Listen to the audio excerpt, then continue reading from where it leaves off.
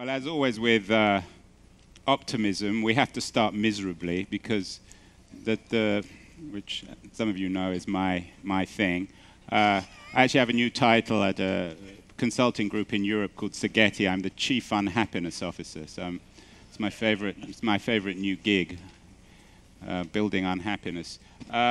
So the title of this panel is How to Fix the Future.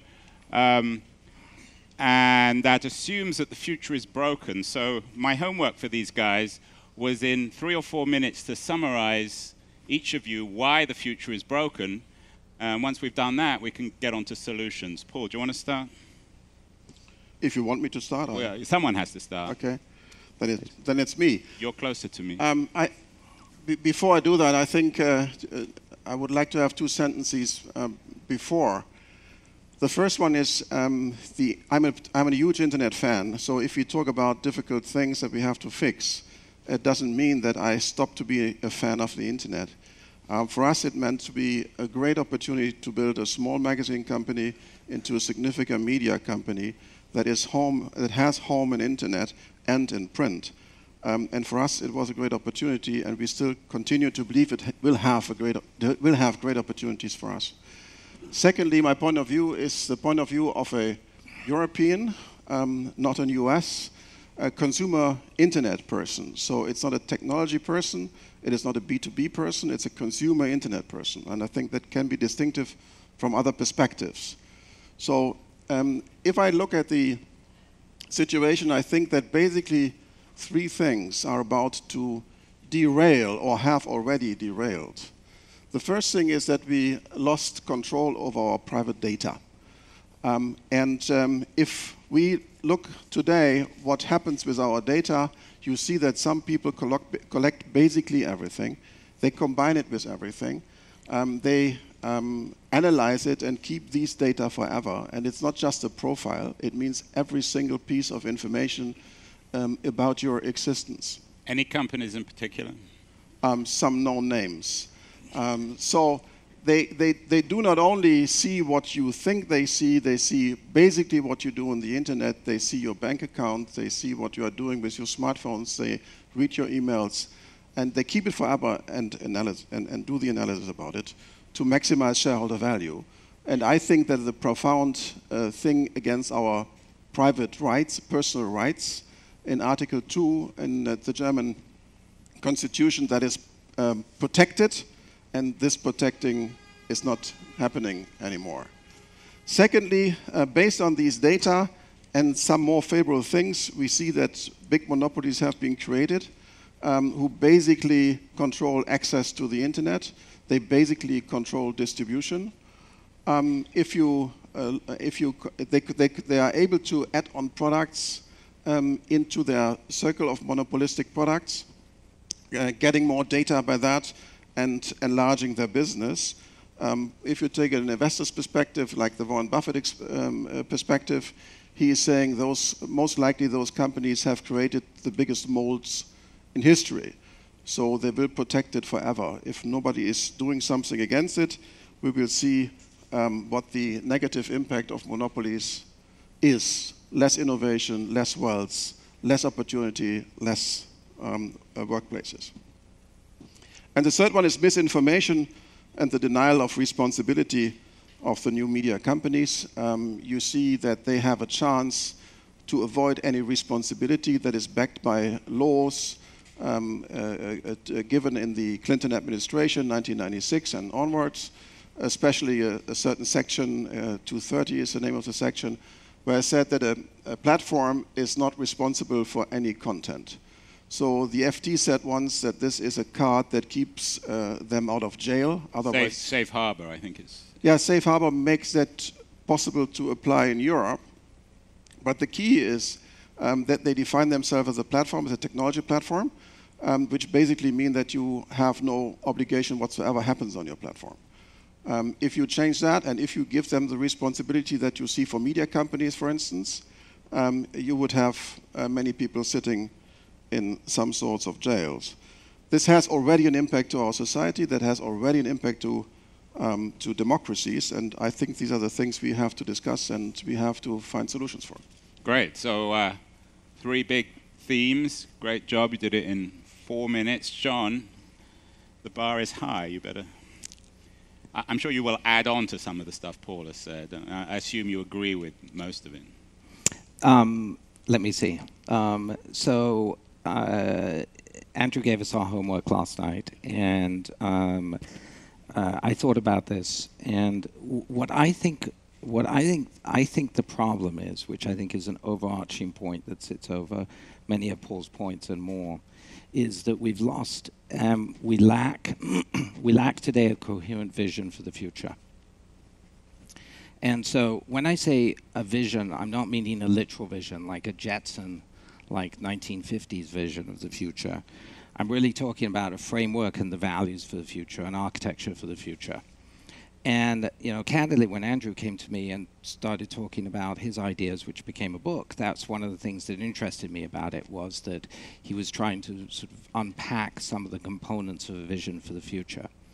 So 20 years ago, we had a vision, and it was in the form of the internet, right? The internet was obviously first and foremost a transformative technology, but the internet was also a metaphor. It was also this idea of a network where we could all be connected, where everybody would have access to any piece of human information ever created through the network, where we could become global citizens, or, back in the day, we called ourselves netizens. For a brief period of time, and we'd have one global class. And it was, I think, a vision or a framework for how we wanted to create, how we wanted society to be, and how technology will enable that.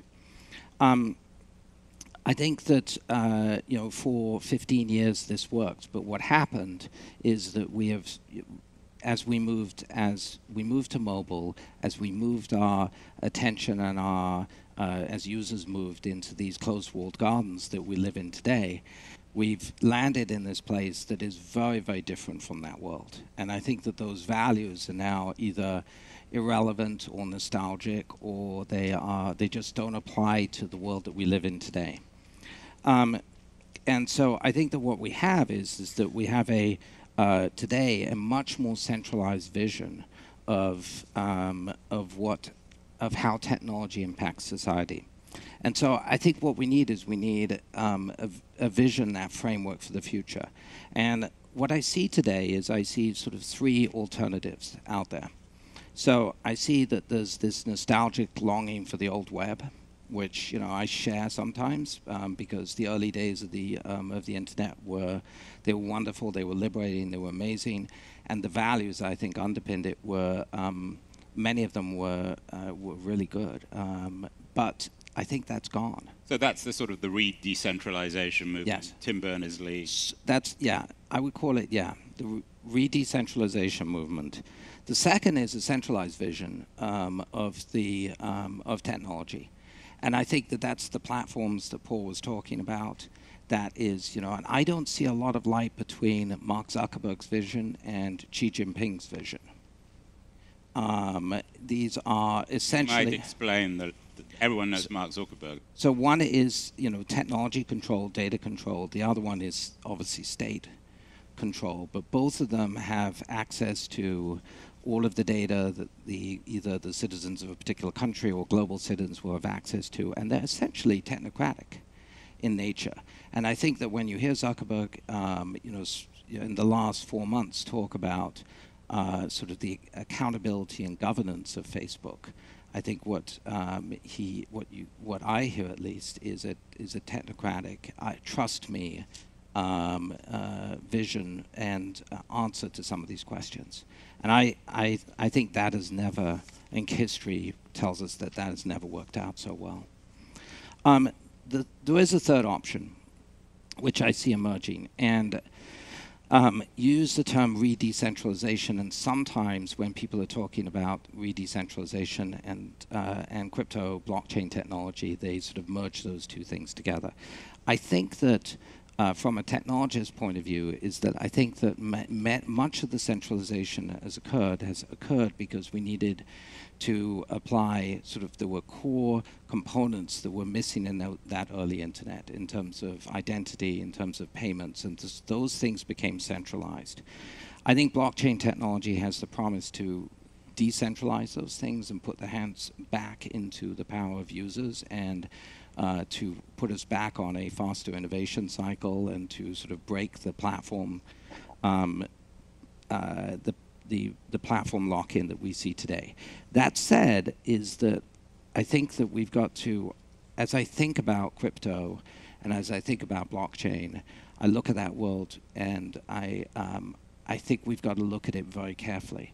I think first and foremost, in the last 18 months, there's been a ton of arbitrage, and the trading aspect of that business, I think, it's important because it underlies the capital underpinnings of some of it, but it's also a massive distraction. Secondly, is that I think that we have to, as a society, as builders, as entrepreneurs, as users, we have to be accountable and have agency this time.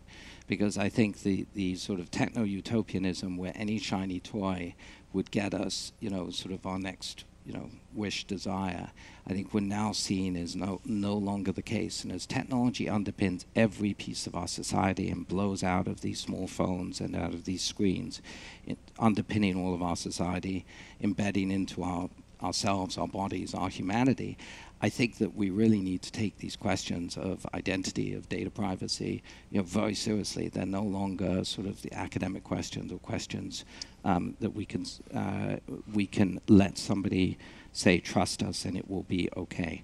And I think that the response that we've seen from some of the Facebook people, I'm thinking particularly of Sean Parker, Chamath, and others, who basically shrugged like, we knew but we screwed up, is not good enough. We really need to have, there needs to be accountability and agency. So let's John has introduced two, I think, very important words: accountability and agency, human agency and accountability in terms of these big tech platforms. I think those two words perhaps connected your presentations. And they were both brilliant, actually, both wonderfully capturing the core problems of our age. So how do we fix this stuff?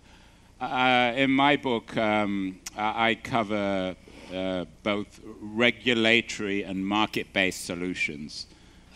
Sometimes they're connected. So perhaps we'll start with regulation, Paul. Are Europeans figuring this stuff out? You claimed, obviously accurately, you are indeed a European. Are you proud of that? Are the Europeans leading on this? Are they the real innovators when it comes to regulating and forcing these companies to become accountable? First of all, I'm a European. I'm proud of it. So am I. The first part of the question. Are we leading? I don't know. We try to. I think there are basically two camps if it comes to changing the situation. The one camp is saying another technology will fix it, like blockchain. I think that may be true, but it takes another decade. And I don't think that we have the time to wait for another decade until that really can change something. And that this new technology is again mastered by the same structure, let's say, right. Is something that can easily happen. So I think the discussion that we are having in Europe, that next technology is changing it, is, from my perspective, the wrong camp. I'm in the camp of let's put up our sleeves and do something about it. We had discussions about regulation. I think a centerpiece is privacy, because it starts with privacy. The minute I understand what you are doing, the minute I can control people, I can control consumers, I basically own their minds, I can start doing a lot of things. And when I'm hearing that now the camera of your iPhone, the next generation camera of your iPhone, is trying not only to recognize your face, but to read your brain, I think we are very short to something that goes importantly in the wrong direction. So Europe did have a discussion, the EU Commission did have a discussion from 1910 to 1912, basically. What are key things for personal data that should be achieved? And in order not to do it in a wrong way, maybe I give you the three things, the GDPR, the so-called GDPR, that is a data protection regulation is asking for. Which is going to be formalized, effective this month, later this month. Yeah, May 25. A lot of talk about this. Yeah, and everybody knows it for 5 years because it went through all the processes in beginning of 2012. and it took then 5 years so that everybody can prepare for it. What's your read on it? Is it for real? Does it work? Can it work? I think the fundamental issues they are raising are right. We have now, I think, to make it sure that it works. So the basic things, the headlines are right, but there are many ways to bypass it. And especially if I'm owning a monopoly, I can bypass it easily. For instance, I can overrule everything that is set in the GDPR by getting your private allowance. If you want to use in that very moment my wonderful map to find back to your hotel, you have to agree that I'm allowed to collect all your data on all devices in all countries and all languages forever and analyze it to offer you something better. John, so you can circumvent it. John, GDPR, it sounds forbiddingly bureaucratic. Is it something that at least represents a beginning to address the issue of privacy and data? And re-empower, I mean, we talk about re-decentralization, re-empowering the consumer, not that the consumer was probably ever really empowered in the first place. Yeah, so on one hand, when I think about both regulation and antitrust, I come to them... Well, leave antitrust. Let's just deal with the data stuff. Start with regulation. Okay, yeah. So on the regulatory side, I think regulation, if done right, can be pro-growth, pro-innovation. And I think the critical thing is if done right. If you look at the structure of the internet, if you look at the structure of local telephony in the United States, if you look at the layered structure of how we do telecommunications in the United States, much of that is driven through regulation, or was regulation that instigated in massive amounts of change and innovation. So I think GDPR, I think the GDPR, as Paul said, many of the principles are right. I think that some of the execution, I think what Paul was pointing to, which is a single consent, I hope that does not last as being sort of a single unifying consent, as being a way that, the large platforms / monopolies can apply GDPR. But it's a really good start, and I think it's coming here. Right, and everything comes here eventually. I think Winston Churchill once said that. But America, of course, always lags behind on most fields of innovation. Paul, you laugh at that, but it's true. But I think, Andrew, I think there's a technology point to insert in there, which is really important, which is independent from policy, which is, when Mark Zuckerberg was testifying, somebody got a photo of his notes. In his notes it said, "Don't tell them." He said his nose. His notes. His notes, and in his notes he said, "Don't mention that we've already complied with GDPR." Right, and so Facebook and Google view this as that they're complying with it, and they're doing it globally because they're single technology platforms, and there's massive returns to scale of having a single platform, and forking it by country would be a cost. Paul, I mean, all regulation is iterative. I mean, they're never going to get it right in the first place. And aren't the bureaucrats already working on the next version? It's kind of like software. I think they are not. They're not? I think they are not. So they think the first one's going to be perfect and it'll fix the thing forever? They think that we have to gain some experience, what it really means, because now you have to test it in practice, at least for, I don't know, half a year or so. And then you see what's going wrong, and then you have to adapt. So I expect the discussion to start later this year, after seeing what do the people actually do. So the single sign-in thing, for instance, you couldn't have seen in 2012 or in 2011. That is a development over the last years. And people perfectly know that today we need a test and practice, and then we have to act on. John, you were involved as an AOL guy in the Microsoft antitrust case. So you know that process inside out in the 90s. Do you think antitrust can solve some of the issues that you addressed in your introduction? I do. I think that when I wake up in the morning, go to bed at night, what I think about is innovation and think about new companies, because that's my business, and that's sort of the prism that I see much of this through. But I think regulation and antitrust can become integral parts of this. And I think that you're seeing that on the antitrust side specifically, you could see how some of these adjacent acquisitions, whether it's Facebook's acquisition of Instagram, for example, basically causes a moat of sort of like no innovation around a particular market. And so, Facebook comes in, they acquire Instagram, and you just see a whole set of, image-based, camera-based innovation that's going on in the marketplace that suddenly comes to a slow halt or a grinding halt. So it's bad news. So these monopolies are bad news for you as a VC, as an investor. I think that from an innovation standpoint, this is a very, very different market than we had 10 years ago. And I think what's so interesting about it is that unlike the cycle of innovation we went through with Microsoft, where we had sort of the consolidation around the Microsoft platform and everything queued back to Microsoft, during that era, there actually wasn't much new innovation that was going on, right? It's sort of like right. So we're back in the 90s, really. No, but we're not back in the 90s because there's a massive amount of innovation that's going on outside. But the platforms have these, and there's really about 10, 11 of them when you think globally.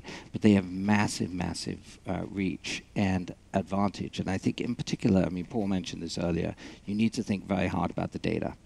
Because I think data is the sort of oil that is, sort of fueling a lot of new startups. When you talk about deep neural networks and you talk about their need for data, you see what an incredible advantage Google has. I was looking at a startup earlier this week. I know you wanted me to shut up, but it was a startup I was looking at earlier this week, and what these three people have done is remarkable technology. But you also know, as an investor, what's its name? I'm not telling you. What you know is, as an investor, is that you know that's its name. I'm not telling you. You know that Google has an unfair advantage because they have so much data that they can apply to this problem. Paul, antitrust. Vestager's doing, in my view at least, a great job in terms of really confronting Google in particular. What do you make of antitrust as a really, it seemed in your introduction, could be a central way of fixing the future? Yeah, she's doing a great job by understanding what's going on and by standing up and asking for the right things to do. My only critic is the time frame. We are discussing about the same things now for 2 or 3 years, and I would love to see decisions taken and actions taken. Basically, we shouldn't allow that a monopolist can like a pearl on a chain, do the next products and avoid competition between the products. That is something we have in mobile phones. For instance, they basically own Android on mobile phones, and you see hardly any innovation. The amount of innovation that is taking place is by far lagging behind what could take place. So we have to break this up, and we must make sure that for every single product there must be standalone competition. And I hope that we will see that sometimes this year. What about accountability? Paul brought up the issue of accountability. He also implied that because of safe harbor, these internet platforms have a huge advantage and that they're not being forced to be accountable. Do you think we need regulation, as in Germany, John, where these companies are treated as media companies and are accountable for what's published on their platforms? I do. I think that these companies and these platforms, I view them as new kind of media companies, and I think that applying. I think Zuckerberg said this he acknowledged it for the first time when he testified. But I think that these platforms do need to they need to be accountable for the content and for the editing that they're doing on their platform. And editing, I mean by human beings and algorithmic. Paul, talk about what's going on in Germany, because Germany is really pioneering this. It's more of a German sort of initiative than a broad EU one in terms of forcing these companies to be accountable. Germany just did do a first step. They have been saying that you have to delete things that are forts. So they tell you, and within 24 hours you have to take it away. I think that's a very good beginning, by far not enough. What you could do in the US, from my perspective, is there is a special protection for these kind of platforms that has been done in a time when they meant telecommunication platforms. These are no longer telecommunication platforms. So if you take away a couple of things like Section 230, they are reliable. So they have to stand up for content like New York Times does. So you don't need any new laws, you don't need any new regulation, you just have to take away the exemptions. And all of a sudden it's a different story. So that's the one thing. The other is today you can target people through these systems very fine, very specific, and you can send to a certain piece of information that he wants to have, Mr. Trump could, I'm the biggest dog lover in town, so vote for me. And to the other, he can say, I hate dogs, and please, I'm the one that is in love with cats. So that is no longer a public that controls what is said. And we must find ways that you cannot put lies to specific groups that love it. So we have to have more audience. John, Paul said that, I want to get onto innovation. We spend enough time on regulation. Paul said that he worries that the window it's 10 years in the future. I mean, that's 2028, which sounds like science fiction to me. Do you agree that we have to wait 10 years for technology, innovation, the kind of companies you back, to fix some of this stuff? Or are there short-term fixes through innovation, not through regulation? Yeah, I think that both sides of this conversation are important, but I think the innovation side is and can move fast. I think that we've seen this, shortening to scale phenomena where startups that the amount of time that it's taken for a startup to get 10, 100 million, even 1 billion users has shrunk dramatically in the last 15 years. And so I think that it can change quickly. But how is it going to? And so how will it change? Well, I think that sort of the tried and true methods for technology is obviously new platforms. So as you move into a new world with next generation wireless, or new platforms can trigger change. New devices can trigger change, and so as you think about AR, as you think about headset-based devices, all of that can trigger change. I think that seeing change inside the phone, inside of the the platforms that already are tightly controlled today, that's more challenging. Are you seeing I think it's going to go around that. Are you seeing a new generation of kids, of entrepreneurs who want to fix this stuff, or are they just interested in that first $1 billion check? I think that people absolutely do want to fix this stuff. So it's permeated these concerns that you both articulated. It's permeated the broader culture, and particularly the entrepreneurial culture. Right. If you think about photo sharing, for example, I mean, kids, they do not want the tightly curated permanence of many of these photo sharing apps, and so they will gravitate towards an ephemeral service like a Snapchat, and that is a change in society that I think that the existing platforms are going to have a hard time with. Now, they can end up acquiring those businesses. And so that's when antitrust becomes, I think, an important component in this. But I do think the innovation cycle is it is still moving fast. Paul, Europe has clearly led on regulation. What about on the innovation side? I know you have some interesting startups at Bird, Clicks, where I wrote about in my book. Can Europe lead on innovation too, in terms of fixing this stuff through market-based solutions rather than just regulation? Yeah, we absolutely have all the capabilities to do so. The point is we have to take the entrepreneurial decisions, really get it going. Maybe I have 3 small remarks. The first one is on existing technology, you can do much better product for the consumers. And that is what we try to prove through Clicks. So you can have a browser that is really protecting and not only saying, it's really protecting your identity and your personal data. You can do search. How many of you, by the way, know about Clicks? It's a Bird-backed German search engine, basically. Yes, and we have Ghostery. And anti-Google. Would it be fair to call it? It's sort of premised on anti-Google. I wouldn't limit to Google, frankly. So we are trying to be standing up for something new. Yeah. And privacy. Which is privacy, and what we try to prove is that you can have great product. Search is even faster than on Google because you don't have a landing page, which is absolutely unnecessary for every user. It's only meant to sell advertising, and so you are faster and better and protected.